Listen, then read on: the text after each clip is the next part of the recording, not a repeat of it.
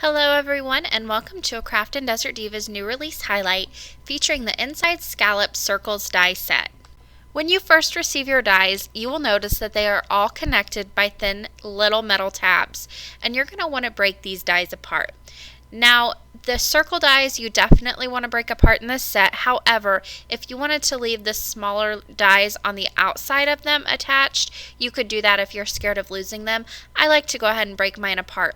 I use my wire snips to break these apart. You can pick these up at your local craft store, or you can pick them up at a hardware store as well.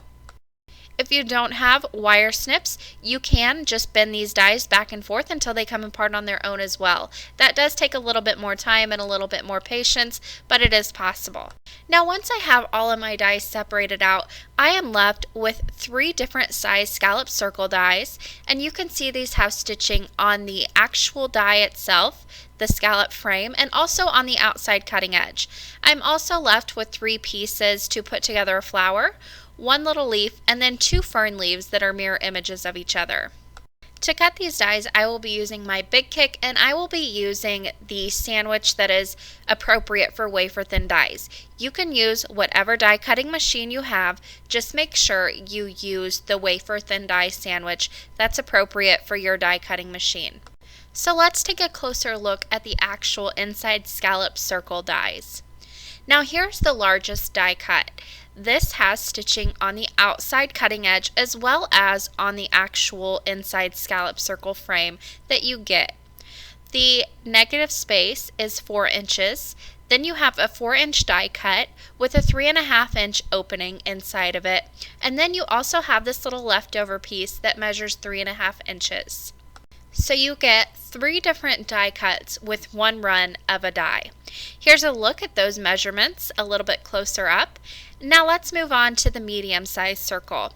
There's a closer look at that stitching you get, again, not only on the frame itself, but on the negative cutting space as well. Now the circle die cut measures 3 inches as well as the inside circle frame, and then it has an opening of 2.5 inches.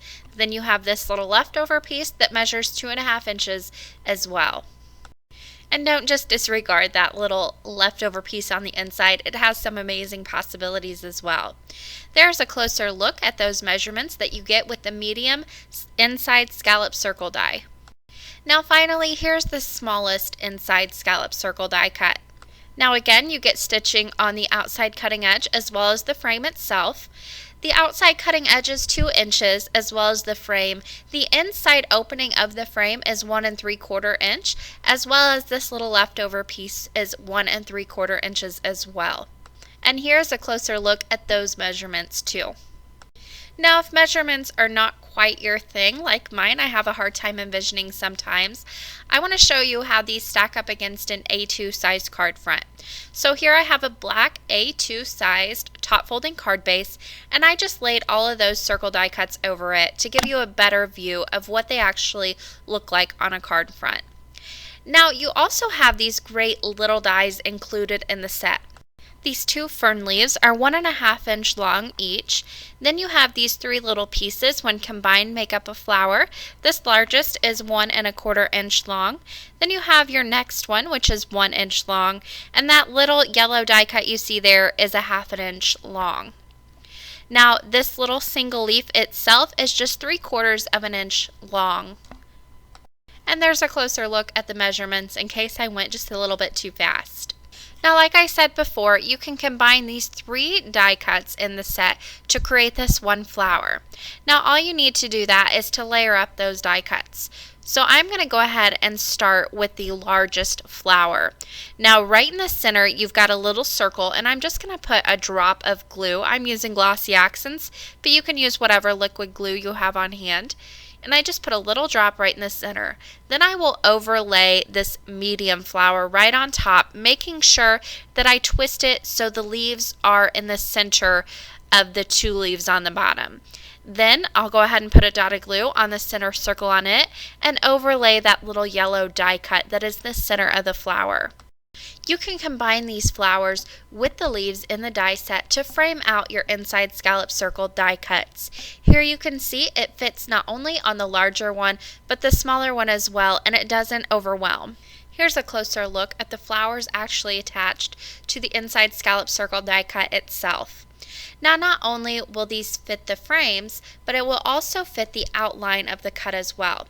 So here you can see I have the two little ferns along with the flower, and it fits the curve of the circle perfectly. And again, these fit either the largest one to the smallest one, whichever one you might be using. The flower will fit perfectly up against the die cut. And here's a closer look at those flowers and leaves actually attached to the outline of the circle die cut. And here's one last look at all of the inside scallop circle dies along with their die cuts compared to each other from largest to smallest. The design team has been using these dies and created some wonderful projects to share with you to help get you inspired.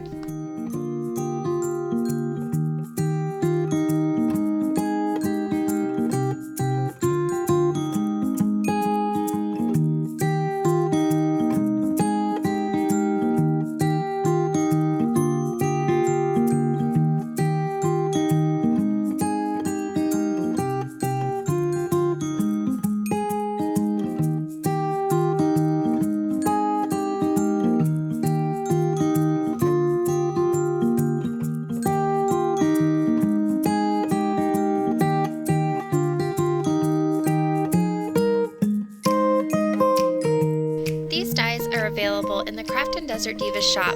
That link will be in the description box below. Thanks for watching!